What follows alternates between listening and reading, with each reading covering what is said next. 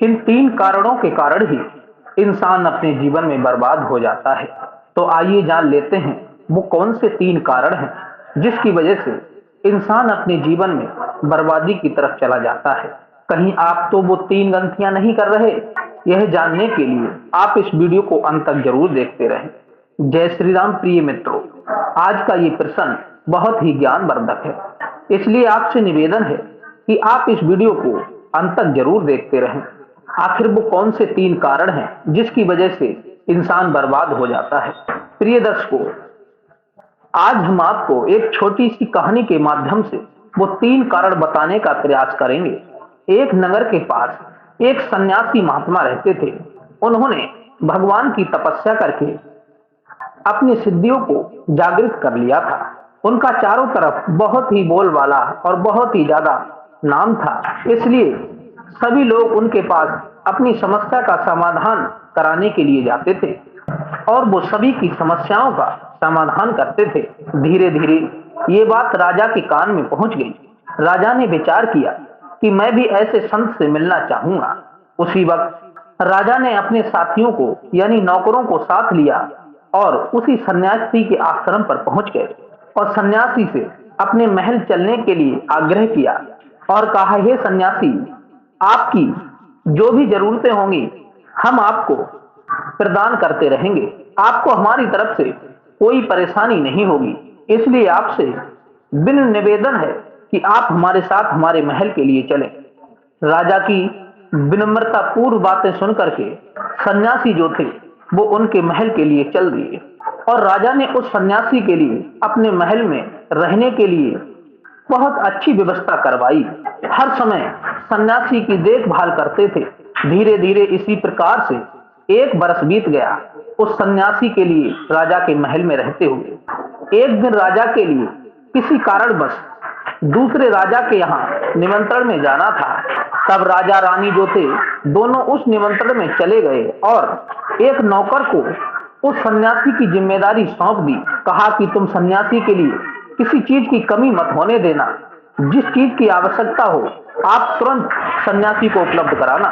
नौकर ने कहा, ठीक है महाराज, जैसा आप कहते हैं वैसा ही होगा। यह जिम्मेदारी देने के बाद राजा और रानी जो थे वो तो दूसरे राजा के यहाँ चले गए, लेकिन एक दिन की बात, वो नौकर बीमार पड़ गया और उस सन्यासी के लिए कोई भी भोजन की व्यवस्था नहीं कर पाया। उस दिन वो सन्यासी जो थे भूखे ही सो गए, लेकिन उन्हें क्रोध तो बहुत आया राजा पर, लेकिन कुछ कर नहीं पाए। कुछ दिन के बाद में जब राजा लौट कर के महल में आए तो सन्यासी के पास पहुंचे और कहा, महाराज क्षमा करना, किसी चीज की कोई कमी तो नहीं पड़ी। सन्यासी ने तुरंत कह दिया, हे राजन, जब तुम हमारी जिम्मेदारी का भार नहीं उठा सकते तो तुम हमें क्यों बुला करके लाए थे? मैं कल भूखा सोया था, किसी ने मुझे भोजन तक नहीं दिया। यह बात सुनकर के राजा ने उस सन्यासी से बार बार क्षमा मांगी और उस नौकर को बुला करके पूछा तो नौकर ने कह दिया, महाराज क्षमा करना, मैं बहुत बीमार पड़ गया था, इस वजह से ना तो मैंने भोजन किया और ना भोजन बना पाया। लेकिन प्रिय मित्रों, धीरे धीरे ये मामला जब शांत हुआ तो एक दिन राजा के लिए दूसरे राजा के यहाँ से फिर से निमंत्रण आ गया। तब राजा ने अपनी रानी से कहा, हे रानी, सन्यासी की देखभाल के लिए हम किसी और पर जिम्मेदारी नहीं सौंपेंगे, इसलिए सन्यासी की देखरेख आप करना और मैं उस निमंत्रण में जा रहा हूँ।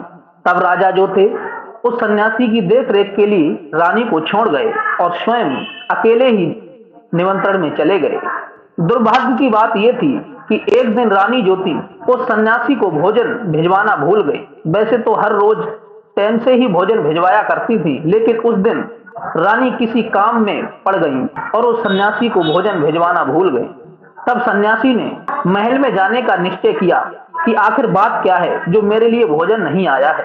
सन्यासी चुपचाप उठ करके रानी के महल में पहुंच गए, लेकिन जब सन्यासी ने रानी की सूरत देखी तो सारी हद तक भूल गए और रानी की सुंदरता पर दीवाने हो गए।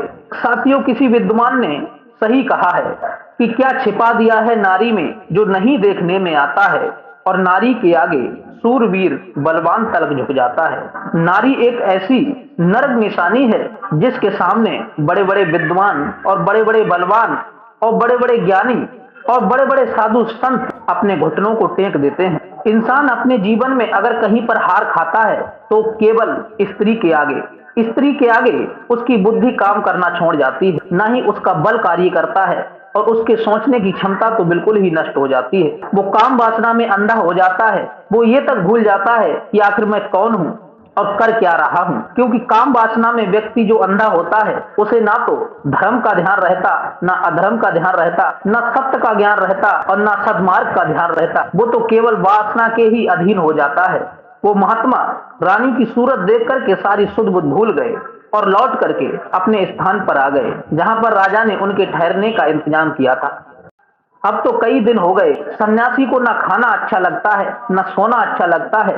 वो तो रात दिन उस रानी की सुंदरता को ही अपने दिमाग में निहारते रहते हैं। भगवान का भजन तो एक क्षण में ही भूल गए कि भगवान का भजन आखिर होता क्या है। रानी की सुंदरता में इतने खो गए कि उन्होंने भगवान का भजन बिल्कुल त्याग दिया। 5 दिन बीत गए, उन्होंने एक भी टाइम खाना नहीं खाया। अब वो रात दिन यही सोच रहे हैं कि ये रानी कैसे भी हमको मिल जाए। 5 दिन के बाद जब राजा लौट करके आए तो राजा ने सन्यासी से पूछा, महाराज आप इतने परेशान क्यों हैं और आप तो बहुत कमजोर हो गए हैं, क्या आपको खाना नहीं मिला, क्या कोई परेशानी है, आप हमें बताएं। तब उस सन्यासी ने राजा से कह दिया, हे राजन, मैंने जब से आपकी रानी की सूरत देखी है तब से मैं खाना पीना सब कुछ भूल गया हूँ। राजा ने सन्यासी की बात सुनी तो राजा भी एक क्षण के लिए अचंभे में पड़ गए कि आखिर ये सन्यासी कह क्या रहा है। लेकिन राजा इतना दयावान था कि वो सन्यासी का मन और दिल तोड़ना नहीं चाहता था, इसलिए उसने कह दिया, ठीक है, अगर आपको रानी ज्यादा पसंद है तो मैं अपनी रानी तुम्हें देता हूँ। राजा ने रानी से कहा, हे रानी, जब से सन्यासी ने तुम्हारी सूरत देखी है तब से वो तुम्हारे दीवाने हो गए हैं, उन्होंने खाना तक छोड़ दिया है। मैं नहीं चाहता कि मेरी कारण कोई विद्वान व्यक्ति, कोई सन्यासी तपसी अपने प्राणों को त्यागे और उसका पाप मेरे सर लगे, इसलिए मैं चाहता हूँ कि तुम उस सन्यासी के साथ चली जाओ। रानी ने कहा, ठीक है महाराज, मैं समझ गई कि मुझे क्या करना है। तब वो सन्यासी उस रानी को लेकर अपनी कुटिया की तरफ चल दिए। तब रानी ने कहा, हे सन्यासी, मैं आपकी कुटिया में नहीं रह सकती, मैं महलों की रानी हूँ, मुझे घर चाहिए रहने के लिए। तब सन्यासी ने राजा से कहा, हे राजन, मुझे घर की व्यवस्था कीजिए। तब राजा ने एक घर की व्यवस्था की। वो घर बहुत ही खंडर था, काफी दिन से उसमें कोई रह नहीं रहा था, बहुत गंदा था। रानी ने कहा, इस घर में मैं नहीं रह सकती, मुझे बहुत ही साफ सुथरा सुंदर घर चाहिए। तब सन्यासी ने राजा से कहकर उस घर की मरम्मत कराई, बहुत ही सुंदर सा महल बनवा लिया। एक दिन रानी पलंग पर बैठी हुई थी और इधर से सन्यासी जो था अपनी काम वासनाओं में चूर रानी के पास पहुंच गया। तब रानी कहने लगी, हे श्रीमन, आप जरा याद करो कि आप पहले कौन थे।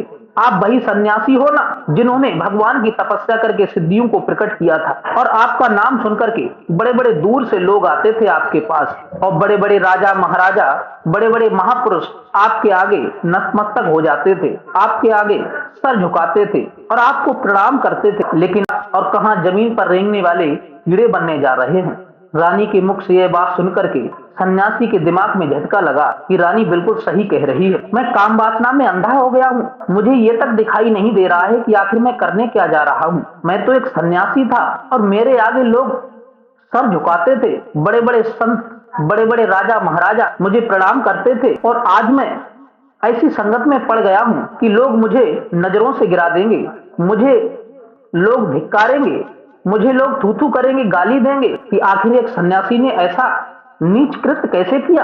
सन्यासी को अपनी इस करनी पर बड़ी घृणा आई और उन्होंने रानी से क्षमा मांगी और रानी का हाथ पकड़ करके ले गए और राजा के पास छोड़ दिया। कहा, राजन, आपकी रानी तो बहुत ही महान है, बहुत ही विद्वान और चतुर है, आप बड़े भाग्यशाली हैं जो आपको ऐसी रानी मिली है जिसने मेरे जीवन को नर्क होने से बचा लिया। जो व्यक्ति अनजाने में पाप करता है, हे राजन, उसे भगवान क्षमा कर देता है, लेकिन जो ज्ञानी होते हुए पाप को करता है या पाप की सराहना करता है या फिर पाप को बढ़ावा देता है, परमात्मा उसे कभी क्षमा नहीं करते, उसे कड़ी से कड़ी सजा मिलती है। इसलिए मैं काम वासना में भ्रष्ट हो चुका था, अंधा हो चुका था, लेकिन आपकी रानी ने मेरी आंखें खोल दी और मुझे सद्मार्ग दिखलाया है। इसलिए मैं आपसे और आपकी रानी से बहुत खुश हूँ, इसलिए जाते जाते मैं आपको 3 बातें बता करके जा रहा हूँ। इन्हीं 3 बातों के कारण, इन्हीं 3 कारणों के कारण इंसान बर्बाद हो जाता है। नंबर 1, सबसे पहली बात तो ये है कि इंसान अपनी इच्छाओं की पूर्ति के लिए ये नहीं देखता कि वो धर्म कर रहा है या अधर्म कर रहा है। वो एक इच्छा को पूरा करता है तो दूसरी इच्छा उसकी प्रकट हो जाती है। जब वो दूसरी इच्छा को पूरा करता है तो तीसरी इच्छा प्रकट हो जाती है, और इन्हीं इच्छाओं की पूर्ति के लिए इंसान रात दिन पाप करता हुआ आगे को बढ़ता रहता है। अपनी जरूरतें और अपनी इच्छाओं को पूरा करने के लिए इंसान दूसरे का दिल दुखाता है, झूठ बोलता है, चोरी ठगी करता है, बेईमानी छल कपट करता है, और एक दिन वो आता है कि उसकी जिंदगी का सर्वनाश हो जाता है। नंबर 2, इंसान की काम वासनाएं। काम वासना में फंसने के बाद में मनुष्य की बुद्धि भ्रष्ट हो जाती है और वो सब कुछ भूल जाता है। कहते हैं कि जो व्यक्ति काम वासना में फंस जाता है वो धर्म और अधर्म को नहीं देखता। जैसे शिकारी अपना लक्ष्य शिकार पर रखता है, वैसे ही मनुष्य सब कुछ भूलकर उसकी इच्छा केवल काम वासना पे ही अधीन हो जाती है। काम वासना में फंसने के बाद में एक व्यक्ति सद्मार्ग भूल जाता है, अच्छा बुरा भूल जाता है, यहाँ तक कि उसकी बुद्धि काम करना छोड़ जाती है। काम वासना में लिप्त व्यक्ति किसी की नहीं सुनता और एक दिन उसका पतन हो जाता है। नंबर 3, इंसान का क्रोध। इंसान का क्रोध एक ऐसी वस्तु है जो उसका सर्वनाश कर देती है। क्रोध के कारण ही इंसान का विवेक खो जाता है और वह सोचने की क्षमता को खो देता है। क्रोध में आकर व्यक्ति हर वो कार्य को कर देता है जो उसे कभी करना नहीं चाहिए। ऐसे ऐसे कदम को व्यक्ति उठा लेता है जिसने कभी सपने में भी नहीं सोचा होगा। क्रोध के वशीभूत होकर के मानव का जीवन सर्वनाश हो जाता है और वो परम गति की जगह नाश को प्राप्त होता है। ये 3 बातें बताने के बाद में सन्यासी जो थे जंगल के लिए चले गए, वन के लिए चले गए। तो आशा करेंगे साथियों आपको ये सन्यासी की 3 बातें जरूर पसंद आई होंगी। अगर आपको ये बातें पसंद आई हो तो हमारे इस चैनल को सब्सक्राइब और लाइक जरूर करें और अपने यार दोस्तों को भी शेयर करें, और कमेंट में जय श्री राम लिखना ना भूलें। और मिलते हैं इसी प्रकार की कोई नई धार्मिक ज्ञान चर्चा के साथ। तब तक के लिए आप सभी का बहुत बहुत धन्यवाद। जय श्री कृष्णा, जय श्री राम।